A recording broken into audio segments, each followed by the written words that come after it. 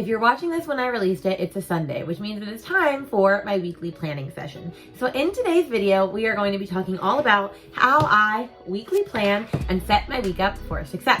If you're new around here, my name's Rainey Barton and I'm the Timely Teacherpreneur, and this is a channel mainly for productivity tips and tricks for teacherpreneurs, teacher sellers, teachers with side hustles. And so I help teacherpreneurs as a productivity mentor by helping them scale their business while breaking up with busy, ditching the hustling 24/7, and stopping sacrificing their mental health and sanity. And so, like I said, in today's video, we're gonna be talking all about how I weekly plan to set my week up for success. Now, I've tried many things as a planner guru. I've tried tons of different paper planners. I've tried many different digital planners. I've tried Google Calendar. I've tried iCal. I've tried Apple Notes. I've tried all of the things.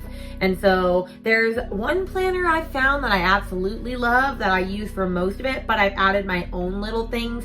Have like a digital aspect and a paper planner aspect that I'm gonna walk you through of how I organize my week every Sunday. It typically takes me about 30 to 40 minutes, a little bit longer if I have like a lot more tasks and things to do, but I figured I'd just walk you through how I go about a typical week in the life of planning out my week. Okay, so the planner that I am using for most of my weekly planning for at least this year is the, I think it's actually called the Hustle Sanely Planner because she had to change it, but it's the Hustle Sanely Planner by Jess Massey.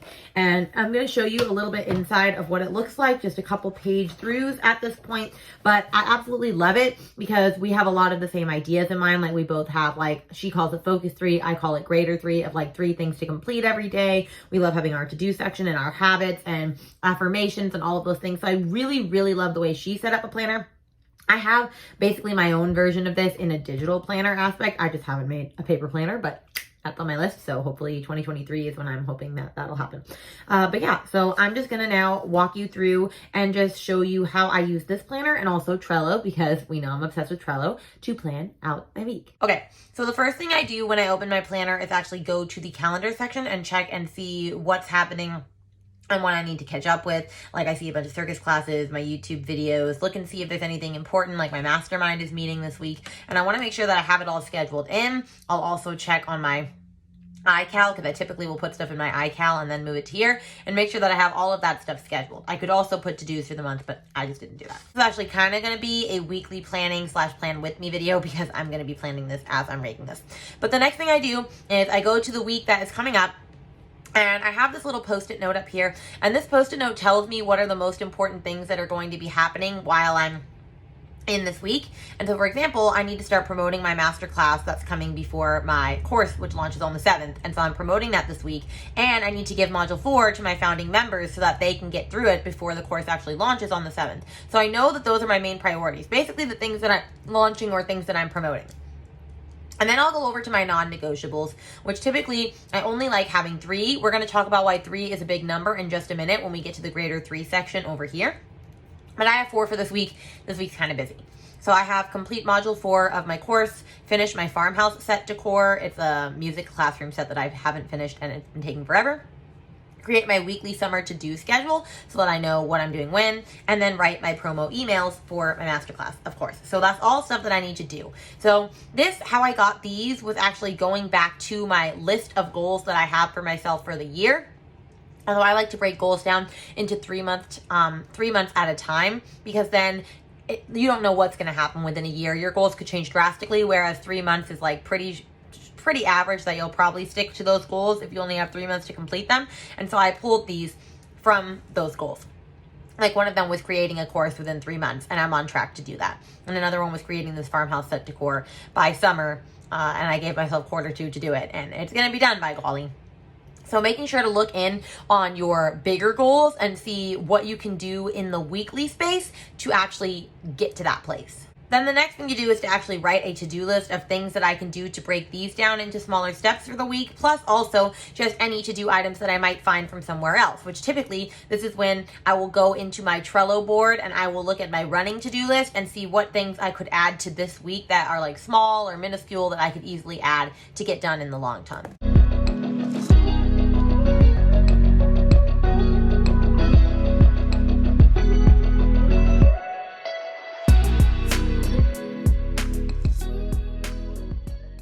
Now, once I've written all of my to-dos out, that is when I start to break each to-do into sets of 3 to complete daily.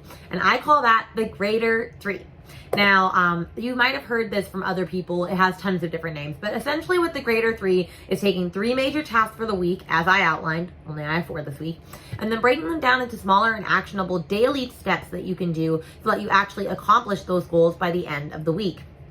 So I'm going to walk you through briefly how I would do this with example, my complete module 4 one. So I know that when I have to complete a module for my course, that means I have to write the outlines for the scripts, and then I have to actually record the videos, and then I have to edit the videos, and then I have to upload the videos and also upload any like additional documents or workbooks or materials that I may need.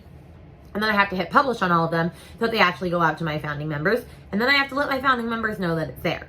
So there's a lot of stuff that I have to do. So if I break those down into smaller tasks daily, I would be able to complete them. Like one day might be write the scripts for videos 1 and 2 of module 4. And another might be record the videos for modules or videos 1 and 2. Edit the videos. So you see where I'm going? I'm not trying to do this all in one setting. Now, I will say that I also, when I am writing down these greater 3, I will try to write down what time I'm going to do them in based on the nature of the task. So I talk about this a lot more extensively in my upcoming course, The Batching Breakdown, which is designed for teacher sellers to learn basically the behind the scenes of how I run my business, batching system, workflows, and more, and how to utilize your time to create the schedule of your dreams. And so in this, I talk a lot about we have 3 peak times. We have deep work, creativity, and connection. And there's certain times of the day where your brain is more ready to do deep work. There's different times of the day where your brain's ready for creativity, and there's different times of the day where your brain's ready for connection. And so I will also try to put these 3 tasks within each day at the time that they're designated. So for example, I know that if I'm recording something, I kind of need to be in a connective mood because that's the time that I'm best able to express my thoughts.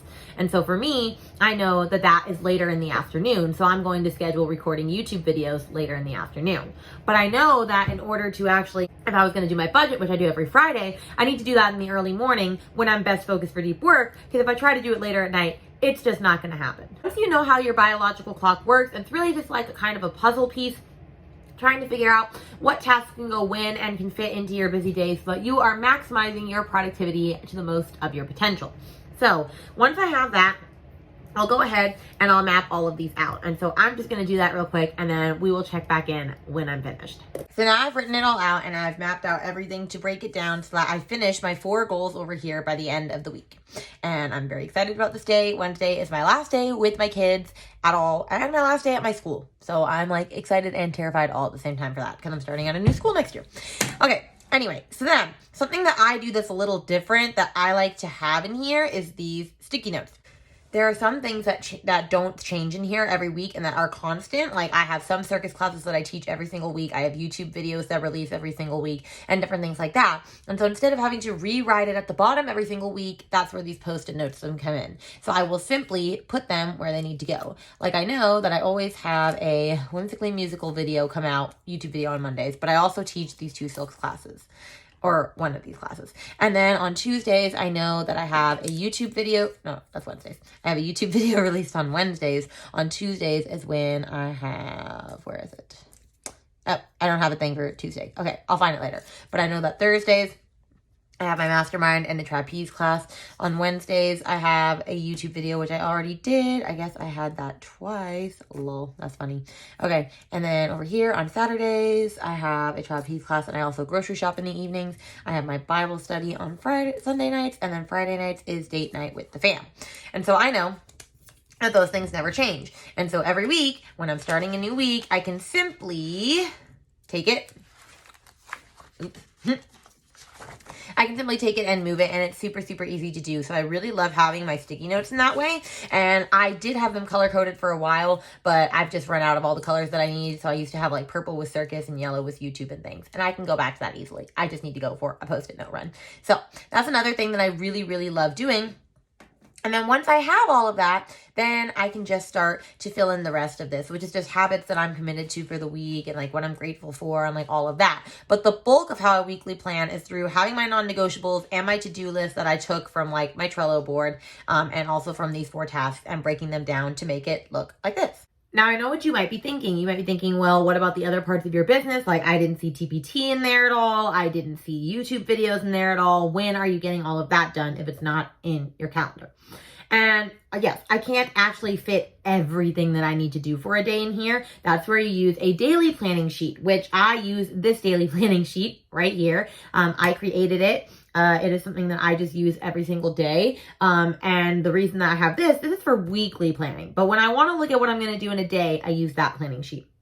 And I also, as a little cheat sheet in here, if you had seen in my planner, I have the colorful titles at the top of what each day is going to be. And so, for example, on Wednesdays is a TPT day for me, and then Saturdays is a content creation day for me, and then Mondays is an admin day for me, Tuesdays is a YouTube day for me, and so I batch my tasks also by theme, which I talk about way more extensively in my How I Batch My Tasks video, which I will link up here. In fact, I'm going to make a note so that I actually do that, but I talk about it a lot more extensively then, and so then that also allows me to know how I get things done. And so with the daily planner, I literally will just have all of the time slots on there, and I will just write at 8 in the morning I'm doing this, 9 I'm doing this, 10 I'm doing this. But the most important thing you're doing when you're doing a daily planning session is to give yourself white space or flex time, because things are going to take longer than you think they're going to take. And then if you don't give yourself white space and you're literally scheduling every second of your day, something's going to happen to knock everything off, and then you're going to feel super defeated because your day is completely screwed and derailed, and we don't want that. So give yourself free space in between. I give myself anywhere from 5 to 15 minutes in between each block of time, so that if something happens or I just want a break or things, I have it and it's readily available to me. And that's how I plan out my days and my weeks. It's nothing really crazy. It's pretty straightforward. Honestly, doing that greater 3 thing and breaking things down into smaller tasks is what helps me the most. And that's actually the hardest step for lots of people. You can see big picture, but when you have to break it all into smaller and smaller pieces, it actually stresses people out. That is totally my jam. Hence why I help other people do that in our productivity mentoring sessions. But this is the bulk of what I do. Like I said, this is the Hustle Sanely planner. She is all sold out of it, but she's going to be restocking again in October. I definitely recommend getting it. But yeah, between this and the daily planning sheet, that is how I get things done. It's not perfect. Some weeks are better than most. This week is probably going to be really crazy because, like I said, it's my last week of school. In my school, like, I'm actually changing schools, and so I've been having to like take all my stuff out, and that's been really crazy and a lot of work, but it's almost done, and then I'm going to be moving into my new school, and I just cannot wait. So I hope this video was helpful, and that you're able to take some of what I did and do it to plan out your week. I recommend setting aside time on a Sunday to do this. I always do Sundays, typically in the late afternoon in the early mornings, in the early mornings during my deep work block, because that's when I can focus the most, and I need a lot of focus when I'm mapping out my week so that I know what is expected of me and what I can think I need to do moving forward, and so that I don't schedule too much for myself, which I always do anyway. And so make sure that you're doing this at the time of the day where your energetic peak is the highest. Definitely don't do it during your dip. That's not going to help anyone. But I hope this video was helpful for you. And if you really liked it, then please make sure to like, subscribe, and share down below so that other teacherpreneurs can get more information on this. And other than that, if you ever have any other ideas for videos, please drop them in the comments below. I would love to hear about your weekly planning schedule. If you have one, make sure to drop that. And other than that, I am going to get going on this busy week that I have up ahead of me. So I'll check in with you guys on Wednesday. Bye guys.